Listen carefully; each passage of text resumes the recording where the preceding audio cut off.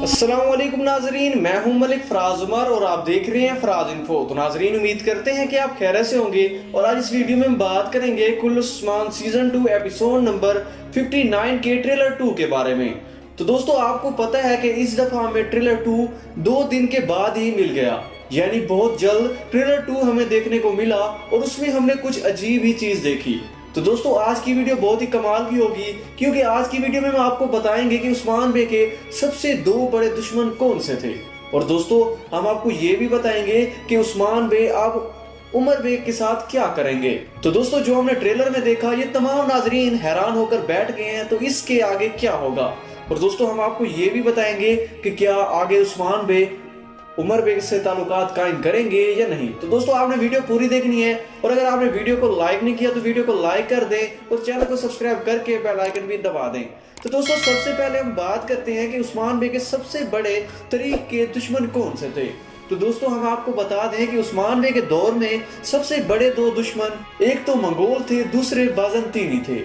दोस्तों, जो मंगोल थे वो अपनी बहादुरी से बहुत ज्यादा मशहूर थे क्योंकि वो बहुत ज्यादा पागल थे। आप एपिसोड में भी देखते हैं कि वो किस तरीके से हरकत करते हैं और दोस्तों, इसी वजह से वो बहादुरी के चर्चे उनके मशहूर थे और उन्होंने अपना नाम बनाया हुआ था।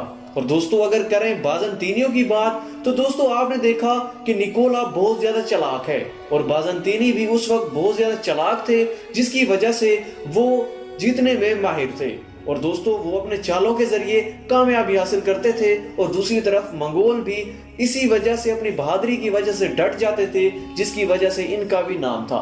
और दोस्तों, अगर बात करें उस्मान बे का, तो उस्मान बे एक छोटे से कबीले के सरदार थे, तो उन्होंने इनसे मुकाबला कैसे किया।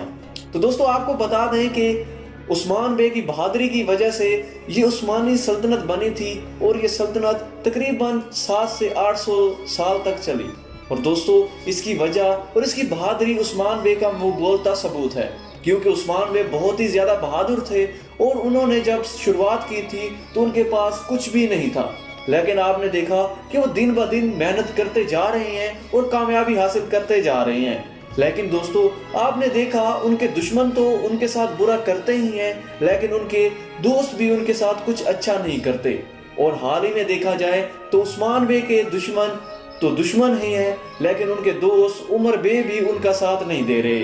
और दोस्तों, आपने देखा कि उस्मान बे और उमर बे एक दूसरे के सामने भी हो गए थे, लेकिन शेख एतवाली साहब ने इनके दोनों के ताल्लुकात बेहतर करने के लिए मलंतून और उस्मान बे का रिश्ता कराने का कहा था। लेकिन आपने देखा कि उमर बे फिर भी बाज नहीं आते और वो निकोला के पास चले जाते हैं।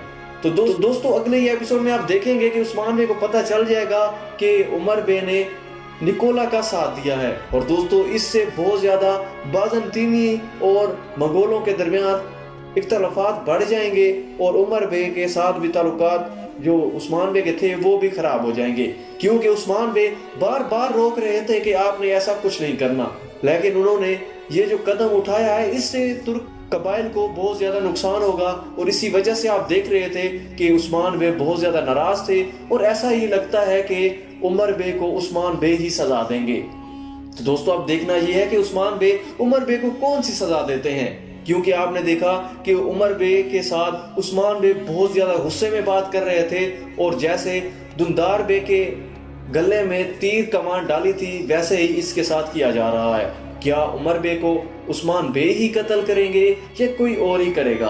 तो दोस्तों, अगर तारीख के लिहाज से देखा जाए तो उस्मान बे उमर बे को कत्ल नहीं करते, वो शहीद होते हैं दुश्मनों के हाथों। लेकिन अगर आप देखें तो अब हालात भी कुछ ऐसे हैं और आपने देखा कि तारीख के मुताबिक इस सीरीज को कुछ चेंजिंग की जाती है ताकि उस्मान बे के हाथों उमर बे को कत्ल कर दिया जाए और उसके बाद मलंतून और उस्मान बे का निकाह हो। लेकिन दोस्तों, इसके चांसेस बहुत कम हैं क्योंकि उस्मान बे अब इनके ताल्लुकात बेहतर करना चाहते हैं, ना कि वो इनसे लड़ना चाहते हैं। लेकिन इनको सजा तो जरूर मिलेगी क्योंकि इन्हीं की वजह से उस्मान बे को बहुत ज्यादा नुकसान पहुंचा है और इसके साथ साथ तमाम कबाइल को भी, जो मुस्लिम कबाइल है उनको भी नुकसान पहुंचा है। तो दोस्तों, उम्मीद करते हैं कि आपको वीडियो पसंद आई होगी। दोस्तों, मजीद ऐसी वीडियोस देखने के लिए आप हमारे फरहान टीवी को सब्सक्राइब कर दें और वीडियो को लाइक करके कमेंट भी लाजमी करें।